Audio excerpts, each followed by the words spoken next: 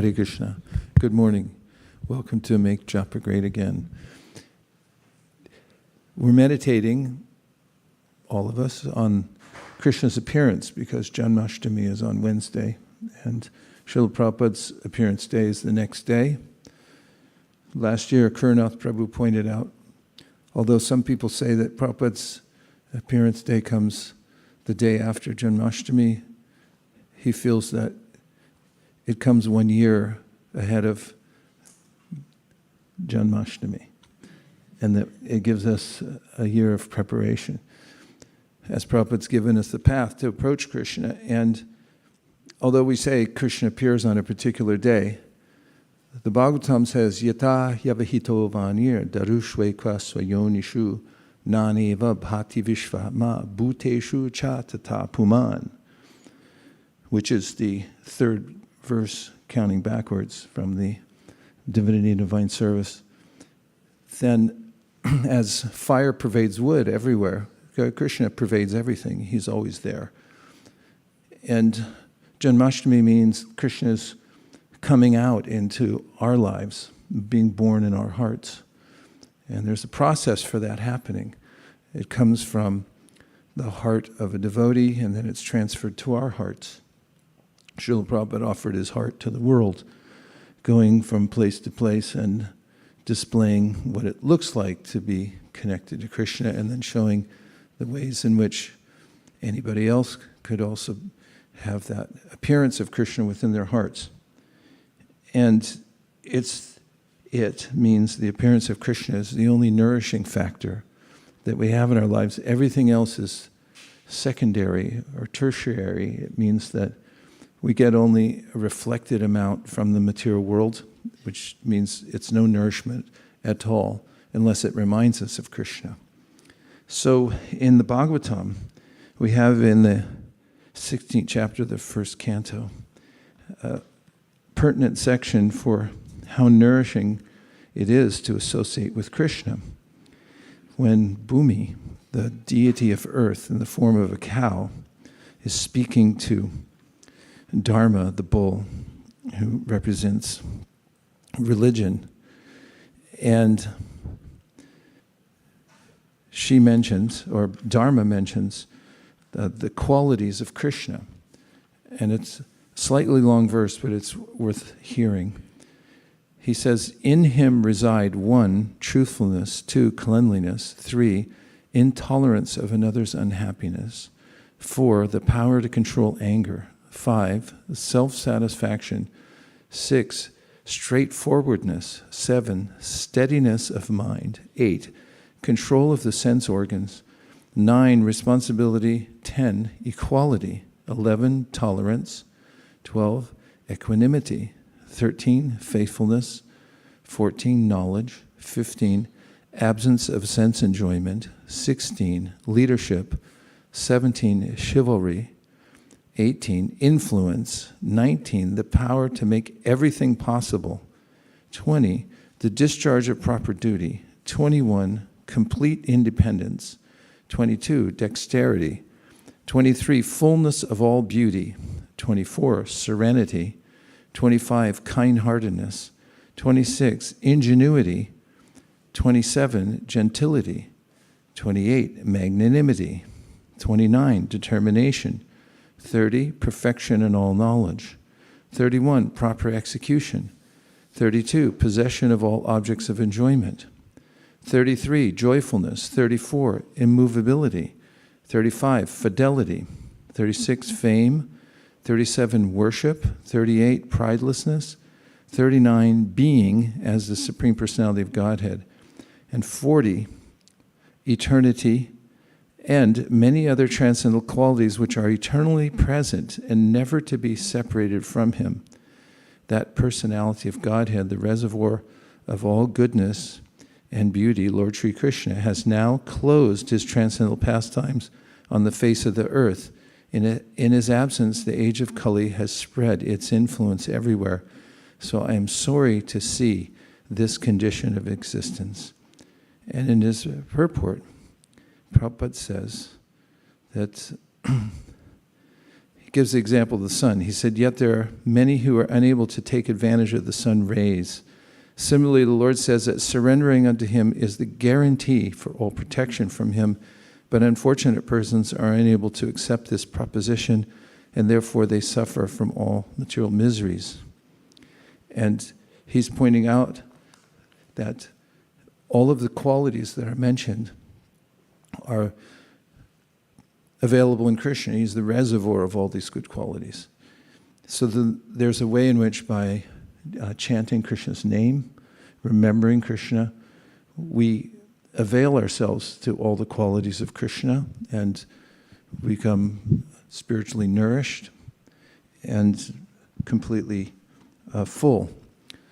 So it's an inducement to stay close to Krishna, and the way, as I heard Prabhupada this morning speaking in his morning lecture, that Lord Chaitanya Mahaprabhu recommended to do this most handily is that in chanting the Mahamantra, we directly associate with Krishna, who's the reservoir of all these qualities.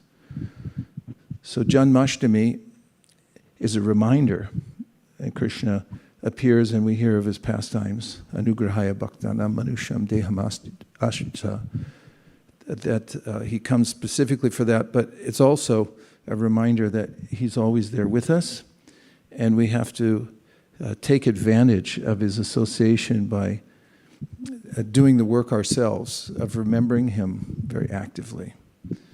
Sattvam rajastamayiti prakrutir gunasthaya yukta para purusha eka ihasyadate stityade hari varinchi hareti samya shreyamsi tatra kalu sattvatanor nirnam suhu.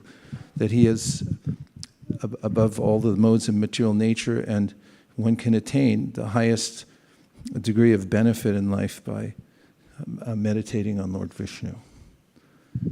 Any reflections as we approach Janmashtami and we're fortunate to be here chanting the holy names? Yes.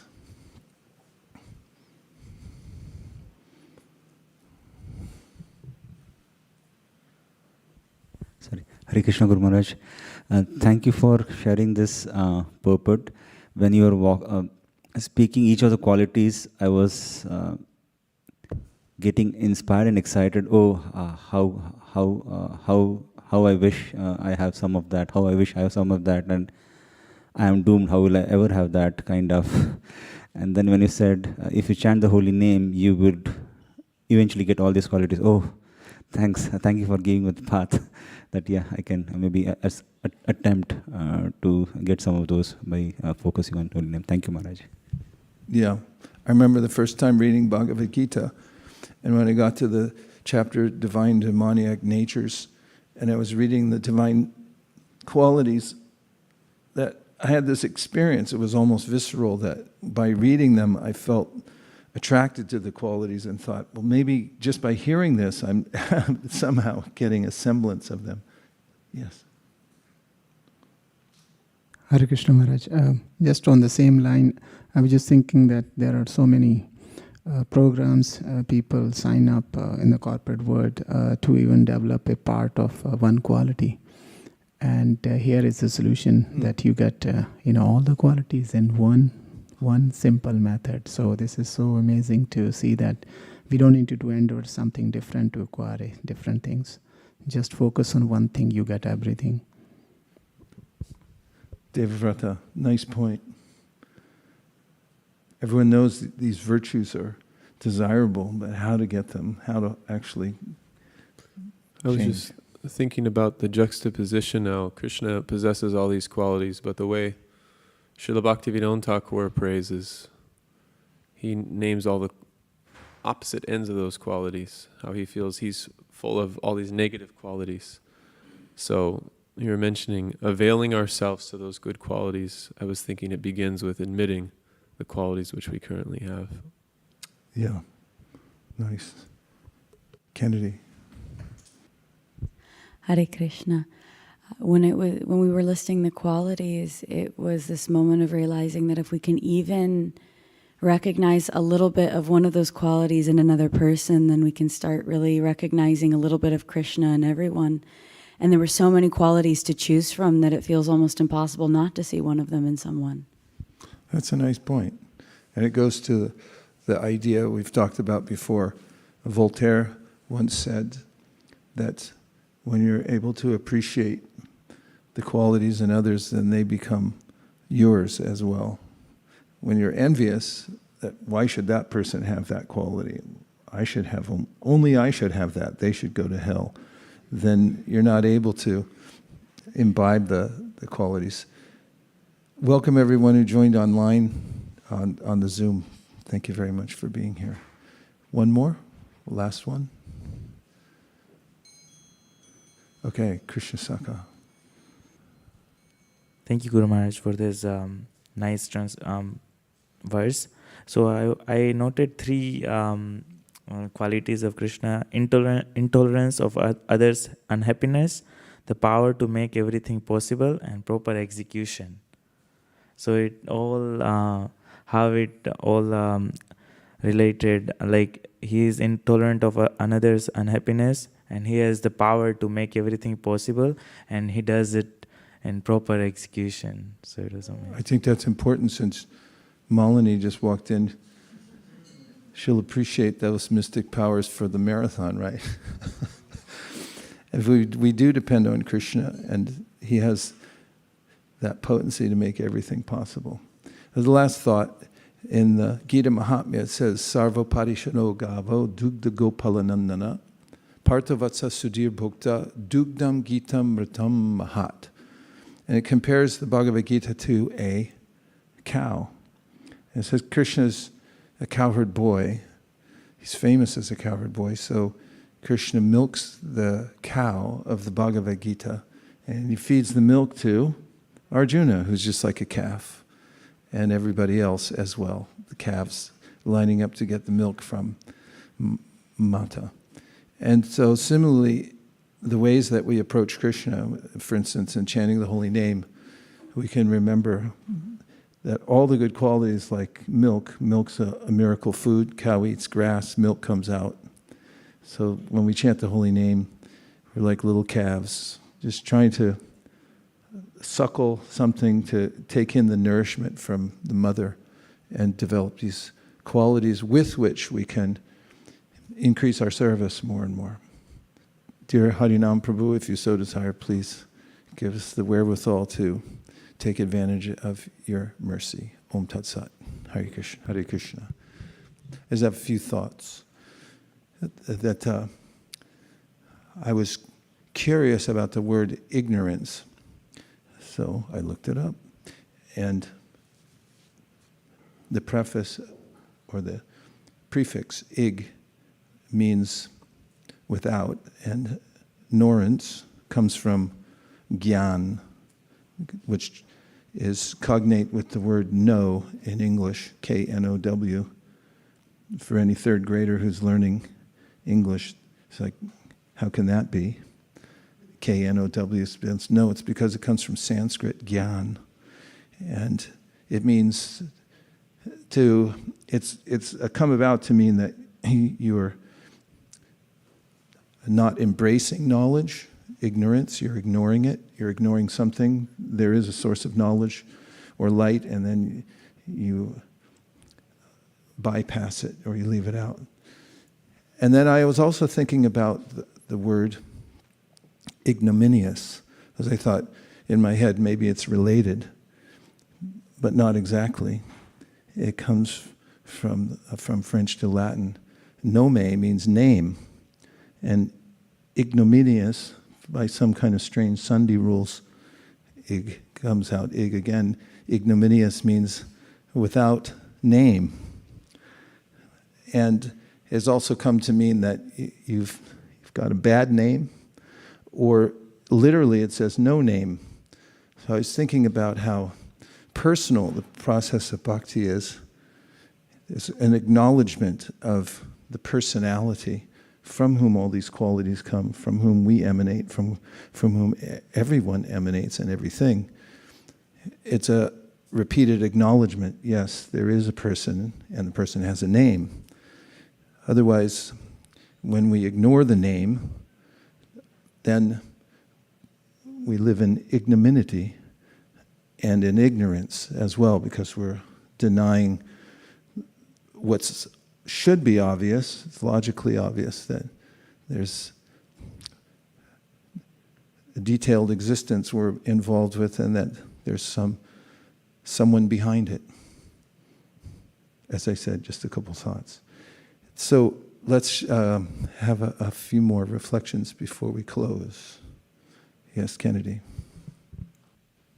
Hare Krishna, I was meditating on the story you shared, and it struck me that this is Dharma, the bull, apologizing and having sympathy for the earth. And the bull is the husband of the cow. It's his job to protect her.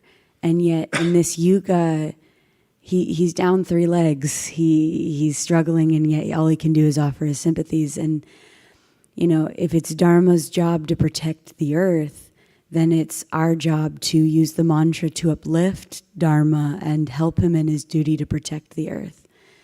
And in ignorance, which seems to be the plight, ignoring other people's suffering, the ignorance to it, saying, oh, no, it's not going on if I don't look at it. That seems to be one of the biggest issues that keeps us from supporting Dharma. And so as we go through life and we have that awareness, the only thing that can really help us help Dharma is to just keep chanting, because it keeps us from, it allows us to have empathy without necessarily holding on to all the suffering. Well put.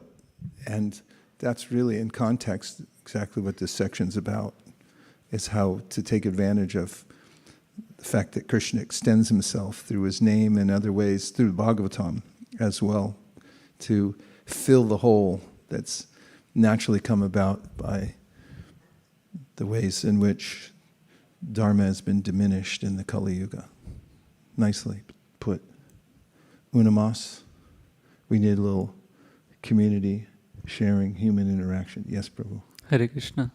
So in line of that ignorance, as you nicely said, Chaitanya Charitamrita says, Krishna Surya Sama, Maya hai andhakar, Jaha Krishna, Taha nai, Mayar adhikar.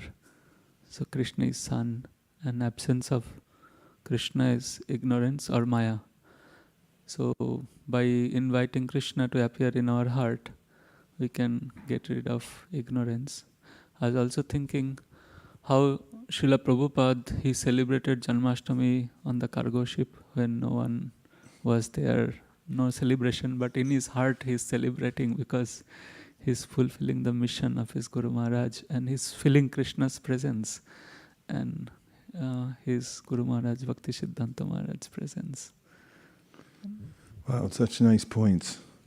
And I really love both of them. The second one, just remembering how by staying in contact with the mission passed down to us through the Guru Parampara, that we experience that connection to Krishna no matter where we are. Yes, for the close, Devavrata. No, I was just thinking how in your classes you often bring up this point of demonstrative ignorance. We make a demonstration of it. So I was thinking on book distribution. I use that a lot when people are kind of just, we have the table, everything's there, but you don't exist. But I was just thinking how in our daily life as sadhakas, holy name is there, Bhagavatam's there, opportunity for service is there. But in many instances, at least in myself, there's a demonstrative ignorance just to, it's not there, and just walk right past it. So thinking of in relationship to the definition of ignorance that you gave, that the light is there, the knowledge is there, but don't look at it. Yeah, and I think your reference to Bhaktivinoda Thakur earlier, to acknowledge the pain of that ignorance, is one of the ways to help recover from it, to help ourselves recover from it, to notice what are the effects of ignorance. It's amazing that ignorance is an act of consciousness, because you actually have to deny something that exists. You deny your own existence. You deny the existence of God. You deny your own existence because we're an emanation from Him. It takes a lot of work. You have to really keep up a false front, vigorously done lifetime after lifetime. And the results are we're besmirched by the effects of ignorance, which are mentioned in the Bhagavatam itself. So seeing what the disease is and what the symptoms are is helpful. It's like, this is what happens when I deny myself, but because I'm denying my source. Thank you very much, everyone, for joining Make Japa Great Again. And we can have Janmashtami at every moment by keeping the transcendental vibration going. And we're demonstratively remembering Krishna by vowing to chant at least 16 rounds a day and keeping it up. It's in line with all of the great acharyas and with Krishna himself through Sri Chaitanya Mahaprabhu. Dear Srila Prabhupada, dear Sri Chaitanya Mahaprabhu, Sri Harinam Prabhu, if you so desire, please empower our entire community to keep in touch with your lotus feet always by keeping the transcendental vibration going and distributing it to as many others as possible. Thank you for considering our request. Om Tat Sat. Everyone agrees with this prayer in whole or in part. Please unmute and say Hare Krishna. Hare Krishna. Vancha kalpataruscha kripa sindhubhya vacha patitanam pavanebhyo.